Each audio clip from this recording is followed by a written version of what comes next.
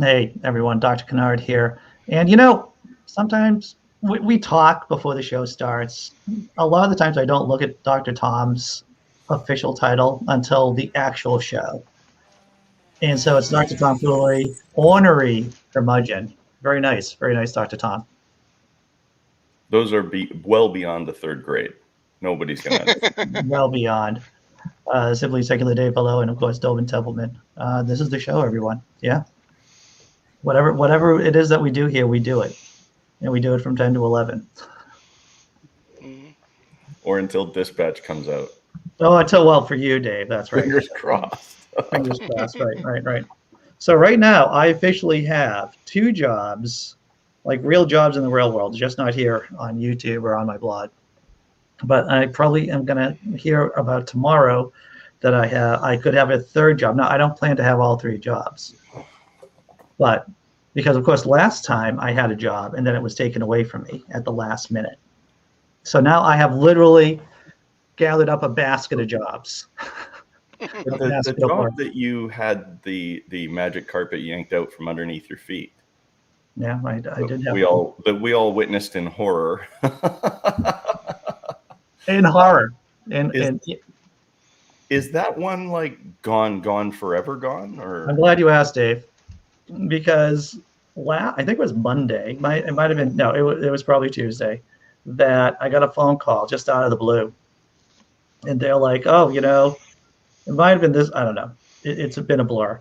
But the company called me back out of the blue saying, hey, we have this really, really shitty job for you. That really good job you wanted? We gave that to somebody else. But we have this special shitty job. Just with, like, you'd be working every weekend. You would never see your girlfriend.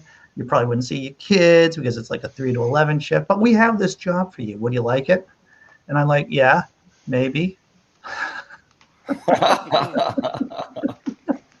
and then, right? So they go dark on me for some time, and then randomly they call me up to say, oh, by the way, some hiring manager calls me and said, oh, by the way, we want to do a telephone screening right now. It's like, really? Right now, as I'm about to walk out the door for literally another job interview, I didn't tell that to them.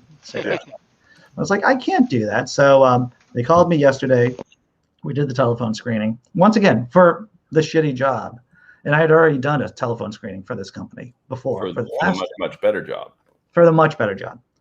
And it appears, and so they appear to really want me, because they sent me an email at like 7:55 this morning saying, hey, we're going to officially offer you the job, and we're going to officially send you an acceptance letter, or an offer letter. The package. Well, I still have the fucking, I still have the package from last time, Dave. They have to send me a new letter, a new offer letter, because there's different money involved.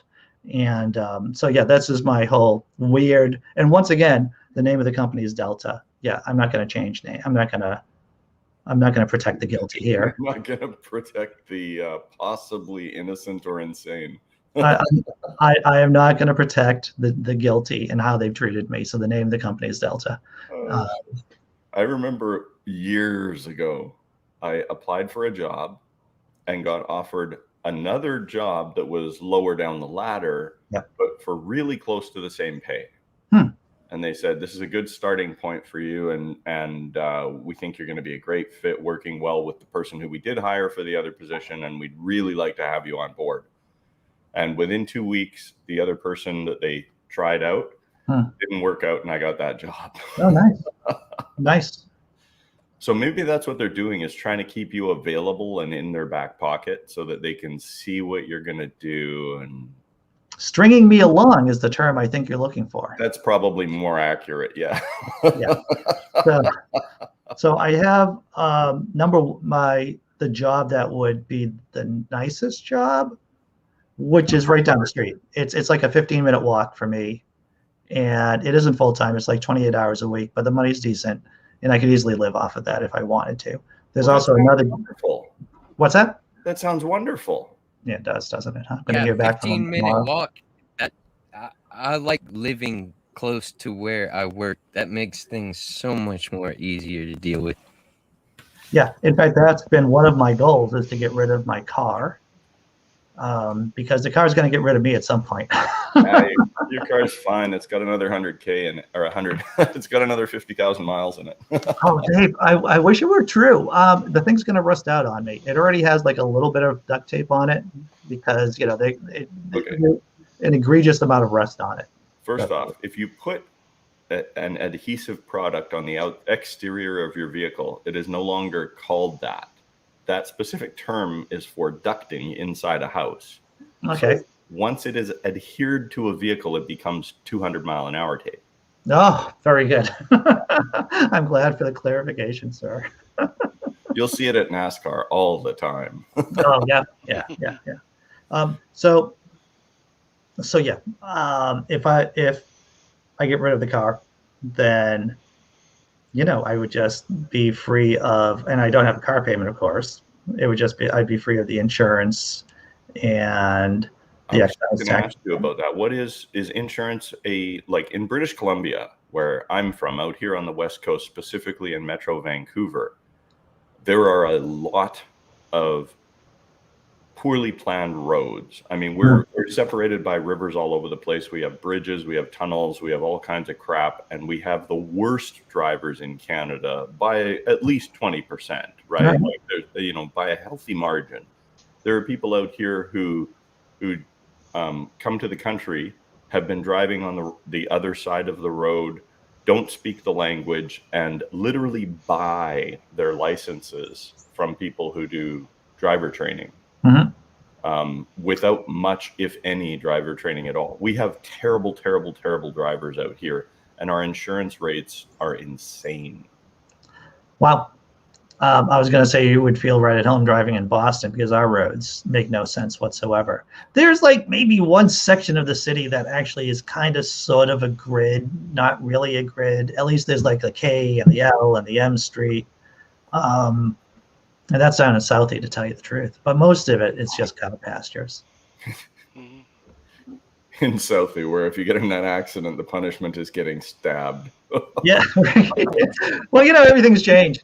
Everything's changed. Well, my girlfriend and I watched The Departed the other day, and because we saw this kind of a crappy documentary on Whitey Bulger, but so we saw the Departed afterwards. She's been leveling up her Whitey Bulger knowledge because we actually live in Winter Hill. We live like Whitey Bulger and the Winter Hill gang. We live in Winter Hill, and so there's stories around here. And we're at this point, we're one generation out. So you talk to people who are younger, they typically have stories from their parents or their uncles and aunts about that time of a Bulger. Oh, wow. So the girlfriend, I speak the language, drive on the right side of the road, and I still find it difficult to drive in Vancouver. Difficult's an interesting choice of words. I think what she meant was infuriating. Nice.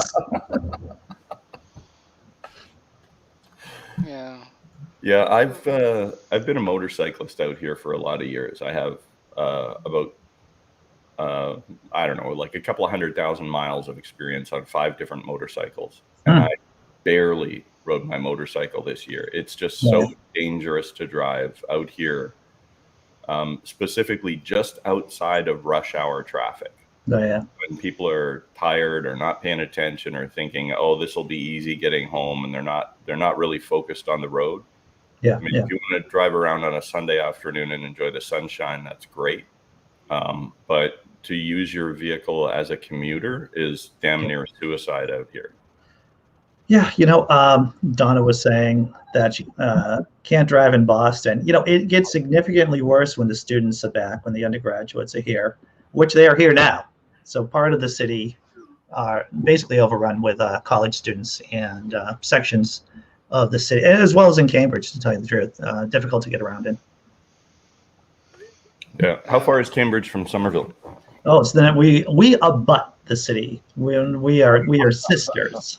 So we have on one side of us Boston, parts of Boston is within a 15-minute walk of here, or 10-minute walk. Right. And Cambridge is probably about another 10-minute walk in the other direction. So, Yeah. so we're close to all the action, which doesn't suck. No, that's actually quite nice. Yeah. Yeah. It was really nice before the pandemic because I've lived here, or I've been in this area, or hung out in this area all my life, and it's always been pretty cool. But it's difficult to enjoy everything when we're still living under the shadow of COVID. What? I thought COVID was over down there. That's what Kendra was just telling me. One of the co-workers just tested positive and is going to be quarantined and whatnot. Wow. So she was symptomatic, this co-worker? Yeah, and then she actually went and got tested, and she is positive. Wow. That's crazy. So at least you're vaccinated. Yeah. Mm-hmm. At least you're vaccinated. Yeah. Yeah, we are. Yeah. And you're right, girlfriend. You do drive very well in Boston. You do a good job. There was only one incident which I thought she was going to kill me. And in her defense, it was late at night. We were driving into Brookline, and it was kind of snowy outside. And like I said, almost killed me. Wasn't anything too serious though. Andy almost killed you. Almost killed you. You know how almost, like, if you're walking on a sidewalk and a truck drives by, you could say it almost killed you. Yep.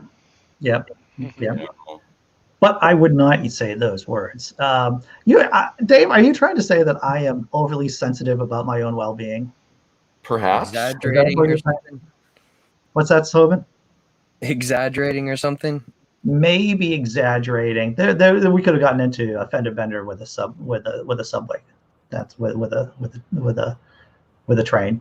That would have cut you open like a can opener. Yeah. The car would have had no chance. Andy, I'm not saying that you're overly sensitive. I'm just saying if you were a tree, you'd have a few more branches on that side. Okay. Yeah, sure. I'm comfortable with that. Yeah. I probably come from a long history of anxious monkeys, of anxious primates, and it is, evolutionarily speaking, it is a survival trait. Exactly. Yeah, I agree with that 100%. That'll keep you alive a lot longer than being a bold fool. Yeah.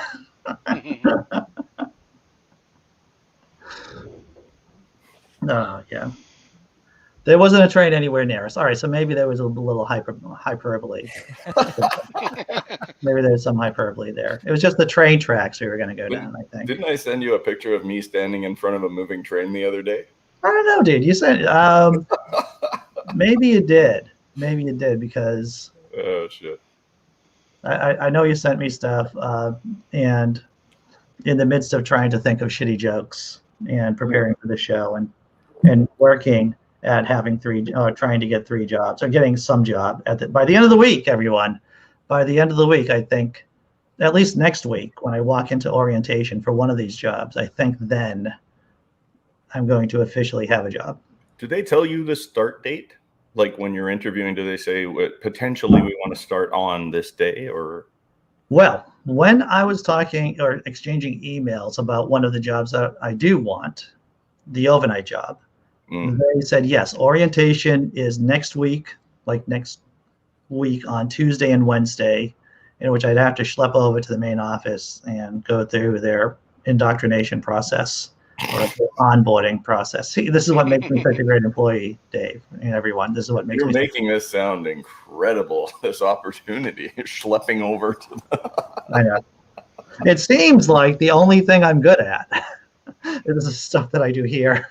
And even that's very dicey in the blog. It seems as if those are the only things I'm really good at. But no, I'm going over next week on the 14th and 15th.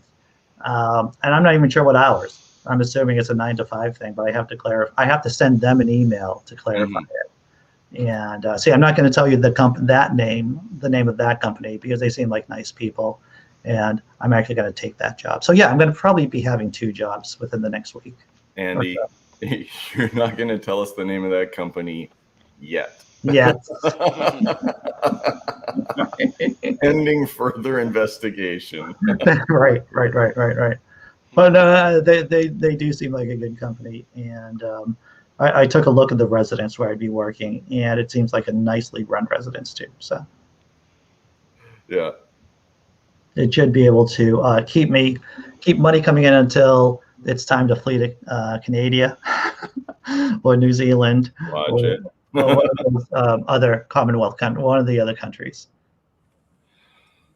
I mean, Boston's pretty safe. I mean, there's a lot of people in there who would not allow sweeping change to come across the river and infect the majority of the population there. Let's put it that way. One of the stories here in Boston, they'll tell you this in some of the, touristy historical walks, tours of the area, is there was something called the Fugitive Slave Act, and I think it was during the late 18th century, where the federal government basically said that if a slave escapes their masters from a slave state, bounty hunters could come up and basically grab the slave from a free state and bring them back.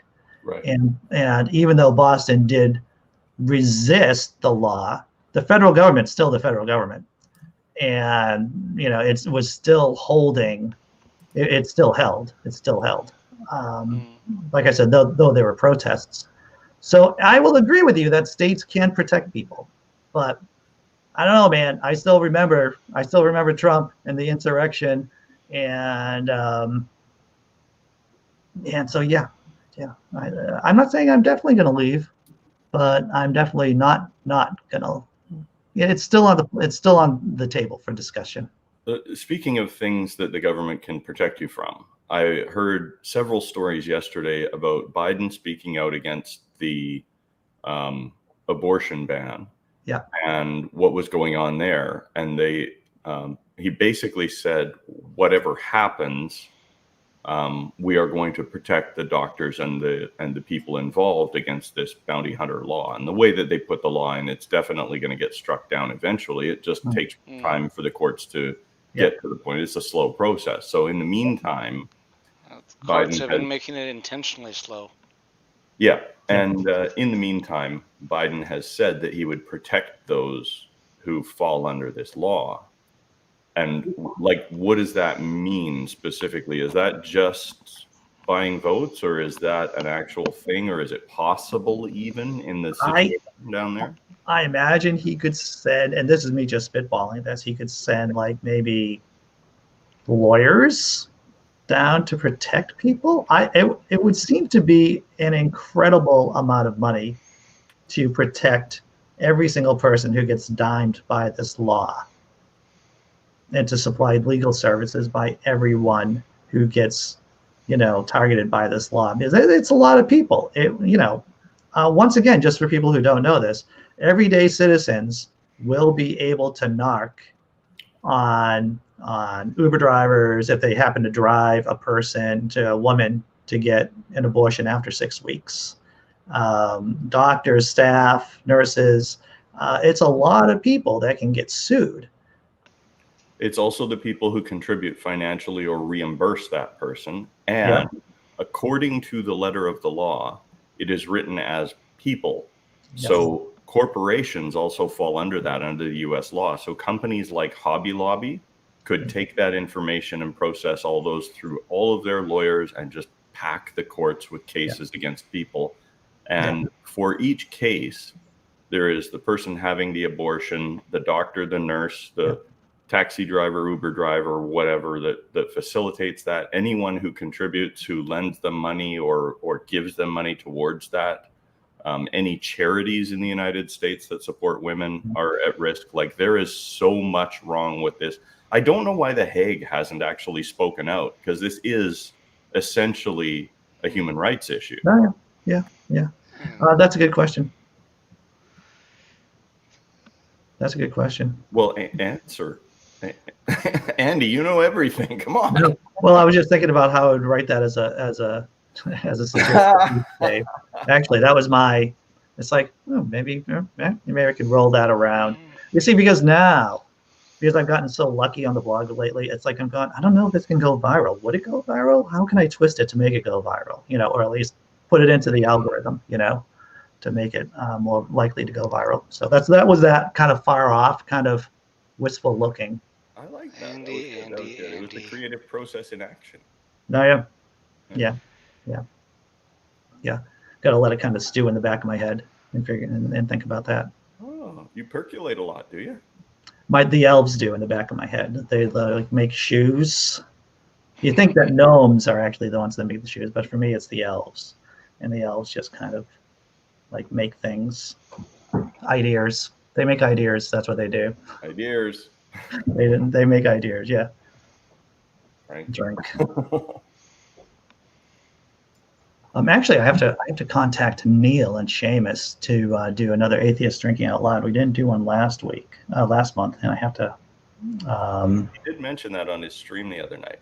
Yeah, because we were talking together on Messenger, and I just haven't gotten back to him. So I am going to be on Seamus's channel, the Free Thought Prophet, on Friday. They're doing a philosophical open room, but I don't know why they asked me.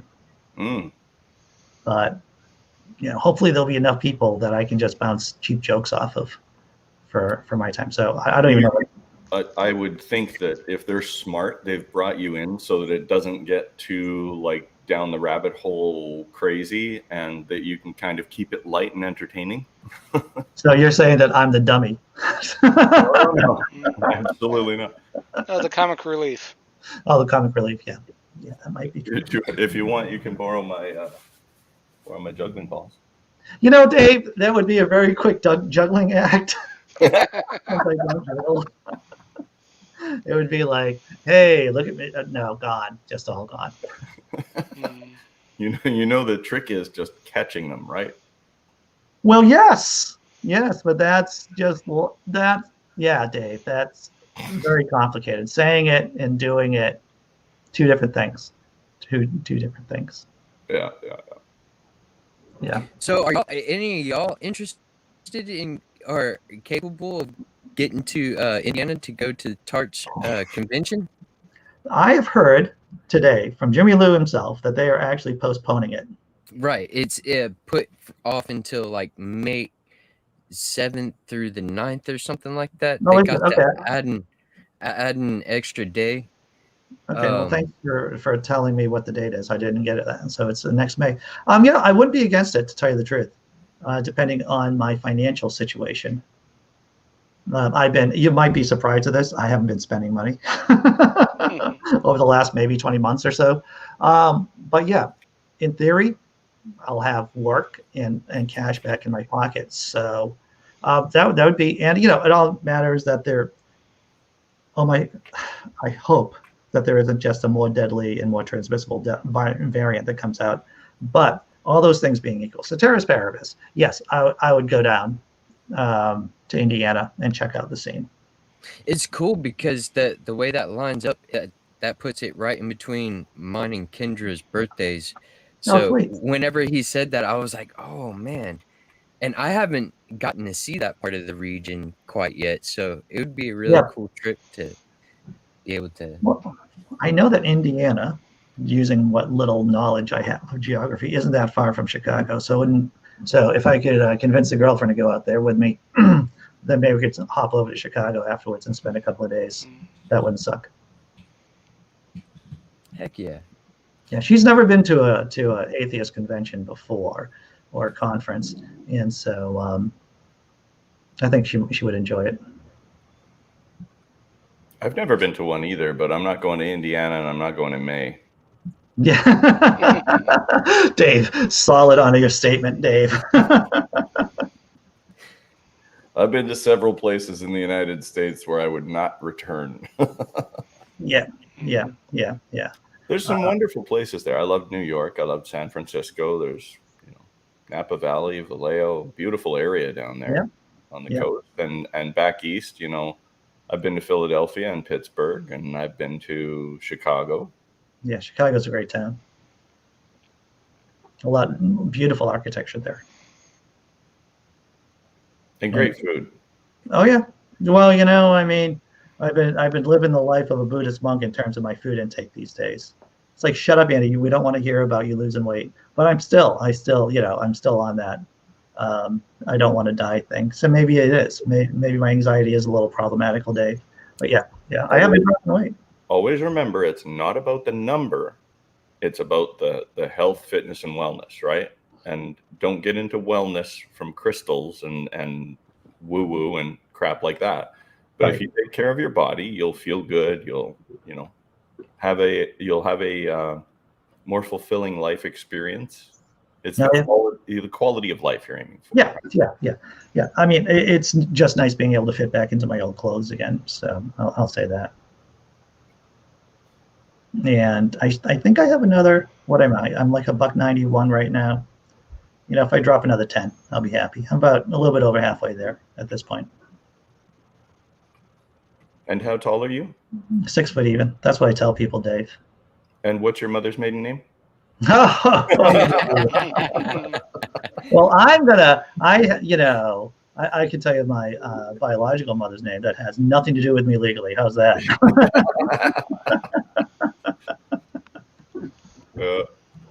There's a lot of us 5'10" to 6'2" white guys around that are over 50. But yeah. This is true.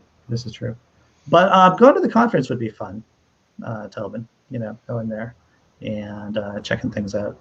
I don't know if it's. I mean, I think it's a 2-day drive for us, to tell you the truth, being from Boston.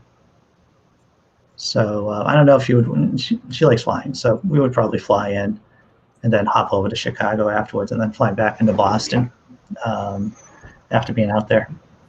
What part of Indiana is it in? Fredericksburg or something, Tobin? Fredericksburg. Yeah, I think that does ring a bell. Yeah, I think so. It's in the middle of the state, I think.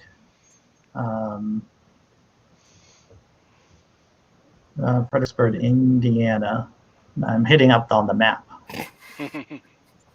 Yeah, I haven't gotten to go do Faithless Forum yet. I haven't gotten to do any of the conventions yet. But I would really like to. It's just if COVID wouldn't have happened, I probably would have gone to the one in Austin for sure. Yeah. Is that going this year? The ACA convention? No. It has been like they keep on. I hear different dates at times, but I'm sure if Tart is now putting theirs, postponing theirs until next May, I would kind of assume that the Faithless Forum would be doing the same thing. And they're Tang. They changed their name from Tart to Tang. Tart to Tang. Because Kool-Aid was already taken, and who's going to drink Kool-Aid at a convention? Well, they're going for the Wu-Tang Clan kind of vibe going on there, right? Is that what it is? That's just my theory, Dave. Don't listen to me. I don't know what the fuck I'm talking about. The Wu-Tang does get some endorsement from that channel. Yeah, it does. Yes. So they go from tart to tangy. Yeah. Indeed. Is it sweet or savory? That's a good question. So I'm on their site right now, or on the YouTube channel, and I don't see anything specifically about the conference right now, but yeah, they may have taken it down to redo the graphics and stuff like that. So yeah, we'll talk about it. I'm sure there'll be more information in weeks to come. I'm sure I'll have either Skids or Jimmy on the channel too at some before the whole thing starts in May. Mm-hmm. Absolutely. If it starts in May. If it does. It's looking like there's 2 different variants coming down the pipe after Delta. So I heard about the Mu. Yeah. But I heard that was a variant of interest, but not an area variant of concern. Has that? Right. Yeah. But every time, like, people fail to realize that these the number when the number of infections go up with Delta, the number of variants go up as well, right?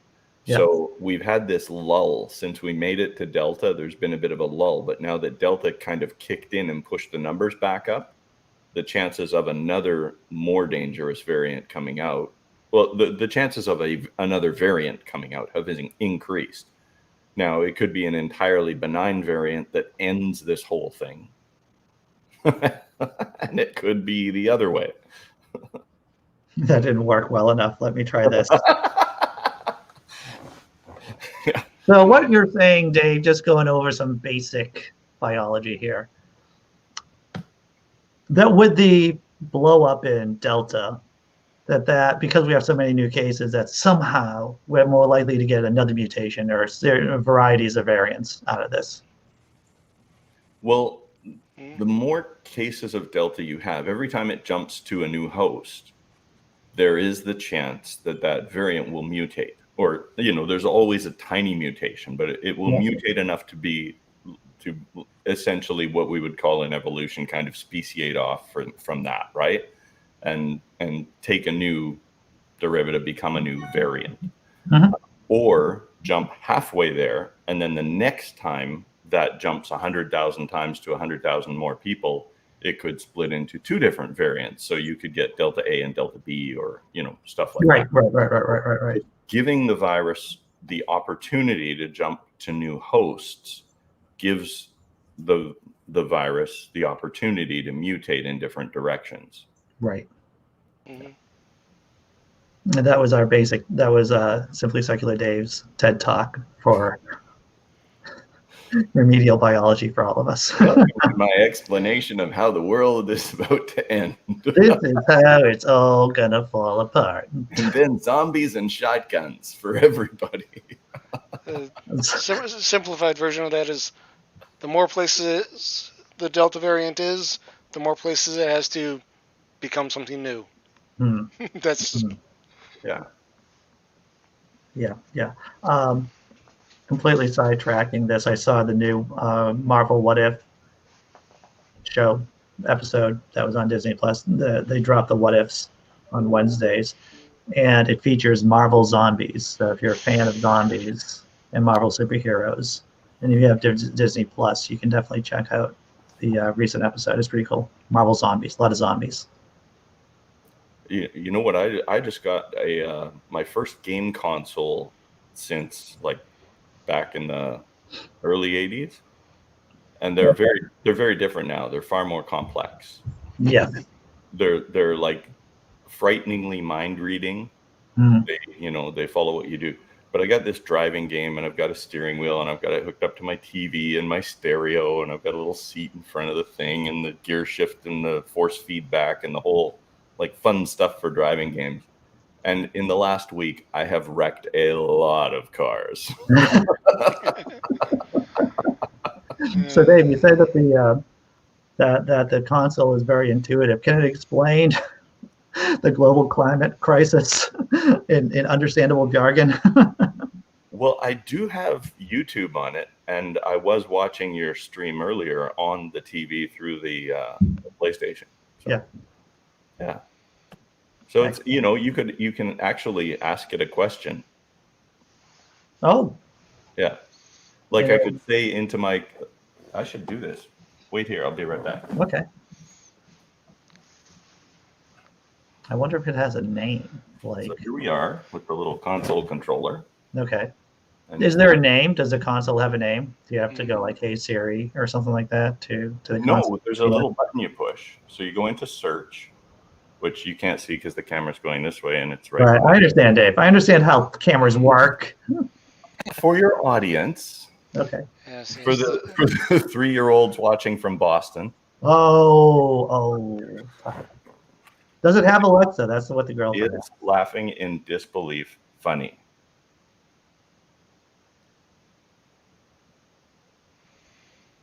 It froze. It froze. That's far too complicated of a question for it. Too tough a question. Oh, you broke my PS. Oh man, Dave. Elderly man discovers technology. You got humor and you got some information and stuff like that. It's like kind of confusing to a computer. It doesn't know what to say. That's right. It's just overwhelmed or underwhelmed, maybe. And for all of the people out there with iPhones, hey Siri, turn on flashlight. Oh, hey, see? Didn't work, Dave. Didn't work. Your devious plan did not work. I love doing that on Neil's stream. So Neil seems better. I mean, from what the little bit I chatted with him, he seems to be feeling. He's enjoying a beverage of those types of beverages, but only one at a time. He's following doctor's orders and he's recovering definitely. Yeah. So there is that hope that this therapy that they have him on, the medicine and exercise and what have you, and diet and all that restrictions is working to his benefit, and hopefully he will get to the end of this and be back to where he was before this happened. So yeah. Well, that'd be good. That'd be good. Doctor. For all of you who own snide phones, get a real phone. In my defense, this is actually my girlfriend's hand-me-down phone. So actually, it's funny. When we first started dating, and she saw, I guess when you have an iPhone and when someone has a non-iPhone, they message you, it comes up in a different color. It was not. She did not think pleasantly of me for not being part of the iPhone cult or the Apple cult. And now confidently I can say that I'm now surrounded with Apple products. I have. Is it that much better? I mean, really? I mean, I hear the argument all the time, and I haven't gotten to play with the iPhones yet. Yeah. I haven't. But I've had friends who haven't, and I've kind of seen their screens. They show me pictures and shit, and I'm like, I don't get it. The argument, like, I know there's differences between the softwares and things like that, or the apps or whatever, but I mean, I don't know. I don't see why one is better than the other. I don't know why there is this argument. I can tell you this, that I'm not smart enough to really determine if one is better than the other. My user experience on this laptop, my iPad and my iPhone, and this is at this point, this is old. I got this maybe 5 years ago, which I guess is now old, considered old. They all do the work that I needed to do. Mm-hmm. Yeah. I think it's a Coke and Pepsi thing, right? There has to be rivals in the marketplace, and in the girlfriend's defense, her sister does work for Apple, so she gets a discount. Well, that's the only way to buy it is with a discount. One of the main advantages that Apple has is it's good for people who have no clue what they're doing. What are you saying? This guy here. No idea. Yeah, Apple does a lot of hand-holding, and you do it Apple's way or you don't do it any way. Yeah. So you have no choices in a lot of the aspects. You had me at hand-holding, Dr. Tom. I don't really like stuff like that. Like, I disable a lot of stuff and like take down a lot of stuff. The computer or whatever device work the way I want it to.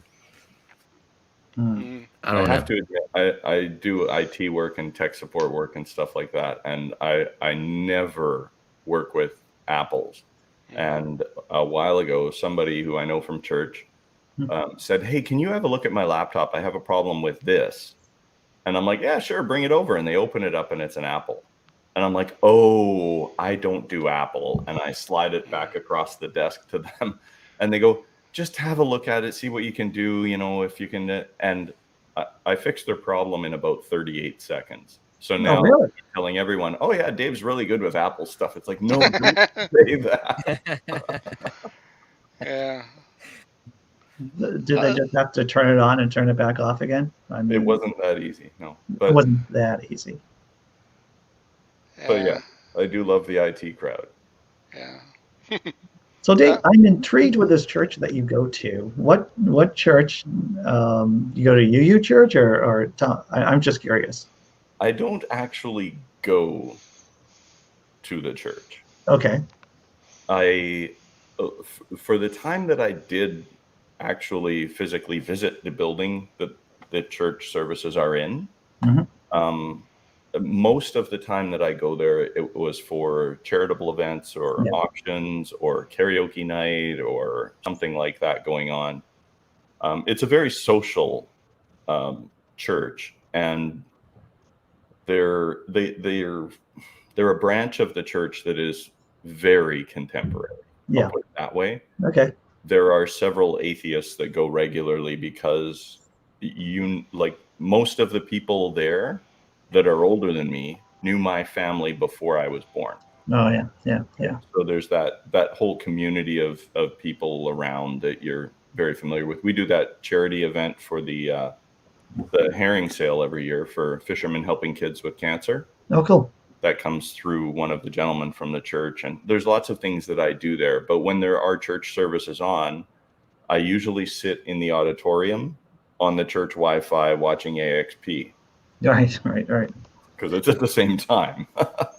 I am intrigued, though. I think you buried the lead. What you go to for karaoke then? What's my go-to for karaoke, as in songs? Yeah, if you're going to sing karaoke. I mean, you said that there's karaoke there. I mean, do you attend? I mean, what do you do? I have a laptop, and I have a USB plug-in drive that has about 16,000 karaoke songs from Sunfly and the other companies that made karaoke songs back in the day. I plug that into my laptop. I plug my laptop into the sound system and hook up the microphones there, and then use the projector to put the karaoke on the wall, big white wall it's like a projector wall that they set up there in the auditorium. So we blast it. But what do you sing, Dave? Songs. What's the song that comes out of Dave? I'll sing anything once. I don't care if I'm good, bad, or awful, or I've sang, especially if I'm guessing it's "I'm Too Sexy" from Right Said Fred. Oh, right. I don't believe I've ever done that. There's a bunch that I do, but normally what I will do is when a young person comes up and says, I want to do this song, or will you sing the song with me? It's like, yeah, let's hook it up. If I have it, we'll do it. Right. Like, go through the list. So I actually used a program that goes through your files and prints out everything. So I did like a search for all of the files on that drive and printed out a booklet so kids can flip through alphabetically and see, what songs you have, and that sort of thing. So I'm usually singing stuff I don't know. Okay. Very neat. Well, that's a recipe for something. That's what that is. No, I think my go-to would probably be what's that song? Jet something or other. Anyway, there's a couple of duets that we do, because you always like to involve more people. So if I'm going to get up and sing a song, so you can spread the shame. Is that? No. Share the joy. Oh, okay. And I have actually sung with my friend Joy. Nice. No, we it's always best if you have 3 or 4 young people that want to get up and sing a song together. Throw a bunch of mics in front of them and let them all go at the same time, rather than, because you want to get as many people having fun with as many songs. The one problem with karaoke night at our particular church is there are some professional singers. Oh yeah. Like the Seabillies, the band. 2 of the singers from the Seabillies go to our church. A guy who used to own Little Mountain Sound recording studio goes to our church. There are people who sing commercials for a living. Wow. And my sister, who's a voice actor. There's a lot of people who can sing really well, and many people who are in the choir and that. At one time, there was a Vancouver opera star that went to our church. So there's a lot of competition at the microphone. So you try to leave them till later, after the kids are all done, and you send them to bed. You get everybody to, and then you make them sing stuff like "Friends in Low Places." Oh, nice.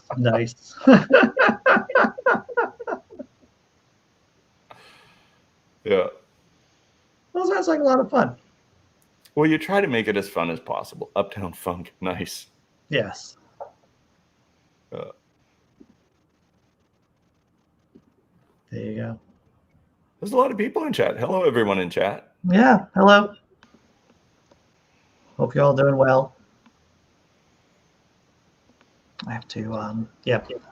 So I don't know. I don't know what else I'm doing for the rest of the day besides thinking, reflecting, thinking about preparing for your new potential employment. Well, that's what I am. Actually, I've been very unmotivated to do anything extra because I know that I'm going to be working a lot. Oh. And so I'm thinking, man, I'm going back to work. Like I'm going to start, I've said this before. It's like the only way that, because of the low wage jobs I work, I stack up jobs so that, I'll walk out of one job. Well, my plan is, and you're probably asking me how the system's going to work if I actually do two jobs at once as well as this spot. And it's going to be even more awkward than it was than this, what you see here. Will it involve juggling? It would, maybe you, Dave. Maybe. I'm trying to think if I have anything here to juggle that you can give me a tutorial on. All right, so I'm going to juggle some of my finger puppets. So what's the trick, Dave, for me to juggle? The trick is, if you want to learn to juggle, start with one. Don't let them hit the floor. Yes, don't let them hit the floor. Start with one and just, get yourself into a rhythm of being able to always throw it up and catch it without basically looking at it, right? And then you get to the point where you do two in one hand. That didn't go well. I just want to let you know that. That's okay. That's okay. It's not a thing you can learn in 5 minutes. So well, why am I going to do it then if I can't learn it in 5 minutes, Dave? Bernie Sanders. I got my Bernie Sanders finger puppet. Oh, and Bernie Sanders is very well balanced. You should be fine with that. Well, he leans to the left, I have to tell you. And also, if you are juggling something that's too light, it can bounce off your hand too easily. Yes. Although, like those scarves that are really light and playing with those, juggling, that makes it pretty easy. And they just kind of float down to your hand. Yeah, something that's really soft and doesn't bounce off your hand at all, like a scarf, is easy to catch. But if it's a soft thing that will bounce off your hand, yeah, those are hard. The big thing that if you ever want to show your greatest achievement at juggling is when you get to the point where you can juggle 5 things and 3 of them are like a scarf or a feather and a bowling ball and a chainsaw that's running. I'm going to say no to the chainsaw.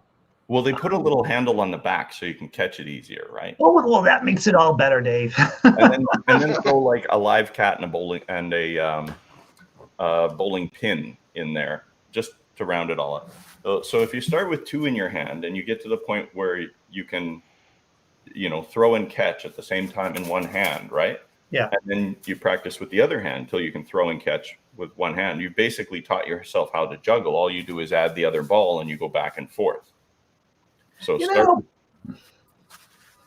that sounds like the creationist equation where a miracle happens and then and you get the universe. It's like, yeah, you just do it with 2 and then you just throw a 3rd one in there with your other hand and you're juggling. It's like that sounds a lot more complicated. Andy, it's really easy if you say it fast. It's really funny. It's really fast it's really fast and it sounds easy if you're not thinking about it. You're right.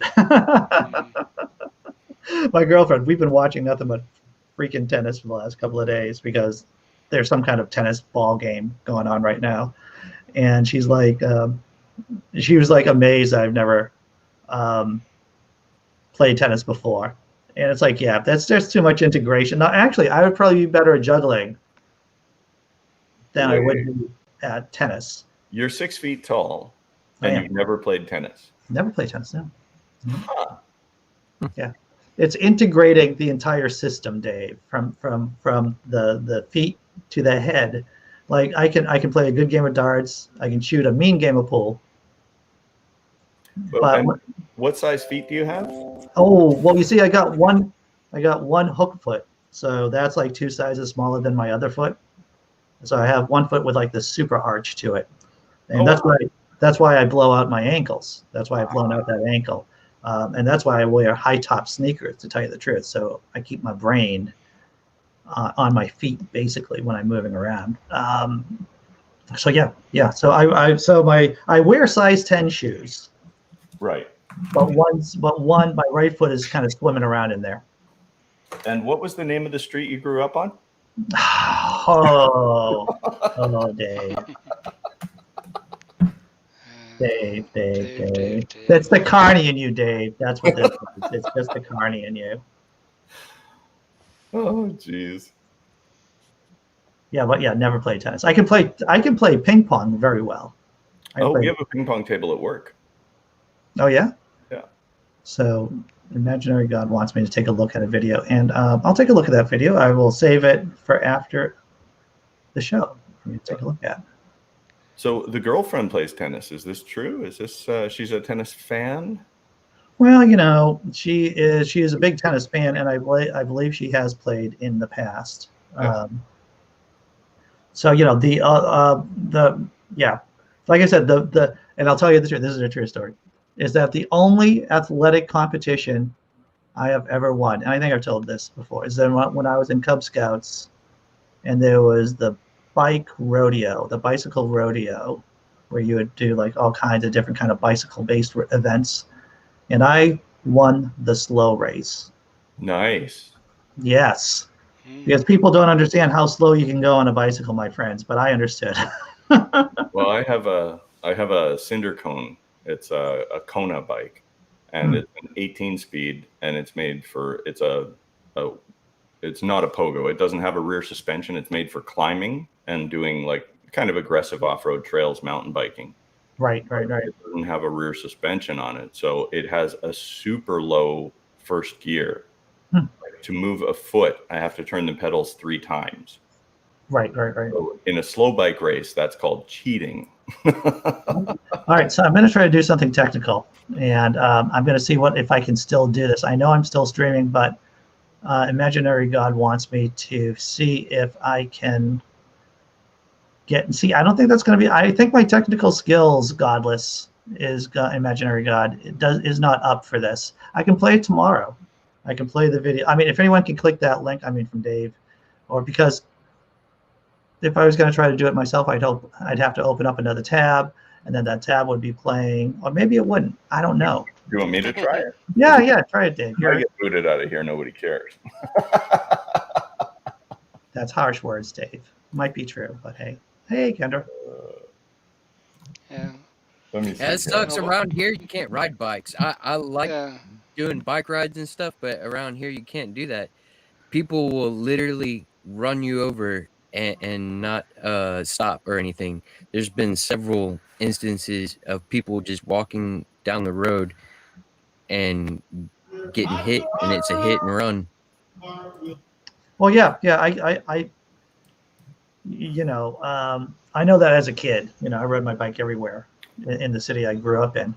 But now, as I'm in this city, and even though there are bike lanes in a lot of places, I'm still a little skeptical about riding a bike on the streets. I ride my bike everywhere. I prefer the bike lanes, but there are some streets I'm like, I don't trust the drivers on that street. All right, we're ready for this video here. Now, it's given me a warning. If I share my audio, it's going to share all of your audio too. So you guys are going to have to mute when I hit play on this, or there'll just be a whole bunch of echo. I'm going to mute myself right now, and then I'm going to click.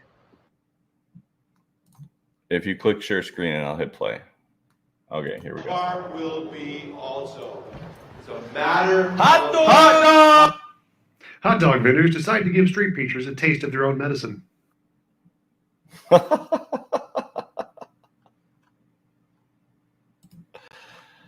That's awesome. Hot dog That's street awesome. vendors. Very nice. Very nice imaginary god. Now I want hot dogs. T-Jump is very, very smart, and he's also very, very funny. Oh yeah. Well, those are two good qualities to have. At least that's what I've been told. Yeah. You've been told by the girlfriend and by other people around you and I think you family. would try to be a little bit smarter and a little bit funnier, Andy. That would help out quite a bit. I'm sure she's never said that to you. No, because I can. Well, you know, yeah, we have discussions about. She'll crack a joke, and I'll be like, and I'll be like, oh, that's funny. It's like that. You don't think it's funny? It's like, no, I really do. It's like I've heard you laughing out loud before. Yeah, but that was for like Triumph, the insult comic dog, which is hilarious. I've been binging on a bunch of his videos lately. Hilarious guy. But most of the time, when I hear something funny, I'll just go like, "That's funny," you know. Well, if you're in the mood for it, like you know, there are some things that just they will strike you as funny because they hit close to home and they will make you laugh out loud. But if you go to a comedy show, the comedy show is built to get you there. Oh yeah. Right. Yep. So that's a little bit different. When you throw out the best joke from a comedy show and somebody sitting across from you goes, "Yeah, that's really funny." Yeah. It is really funny, but yeah. Yeah. There's definitely a physics of comedy, you know, and that physics may or may not include alcohol. There's a reason why there's a 2-drink minimum. Yeah. Ideally, they're trying to create a feedback loop of alcohol, laughter, and more alcohol and more laughter, and so that's what the hope is. And then there's the heckler that gets overserved. Well, yeah. And what you know, the business model is basically that's where they make their money, is through the alcohol sales, of course, right? The alcohol and the food sales. So their goal is to keep you seated and eating and drinking as much as humanly possible, within reason, I guess, you know, during the show. Well, I love that when you buy tickets to a comedy show and the performer's going on stage at 8 or 9 p.m. and on the ticket it says doors open at 6:30. Yes. and there's going to be other comics on before or whatever they call them, prelims or whatever. They're people warming up the crowd and everything. Yeah. Openers, they're openers. Openers, right. Yeah. Several openers will work before before the headliner, sure. Yeah. So we're getting close to that time. We're going to wind things up here, everyone. This has been a lot of fun, as always. And we're doing the same great. What day is tomorrow? Tomorrow's Friday? Oh man, have we made it? So are we getting Andy, to the weekend? Yes, Dr. Tom Fillery, Honorary Curmudgeon. Learn to juggle by tomorrow. By tomorrow. I'm going to work on. I might use Jesus. I don't know. And make sure Dave shows up too. Tobin, make sure you know how to juggle. Oh, I got that. I got that on the red. I'll be sure to get my camera for tomorrow, and we can all juggle tomorrow. Andy, if it helps, you know, I know you're really good at juggling ideas. Yes. You're probably good at juggling phone calls. I am at that. You're probably excellent at juggling priorities.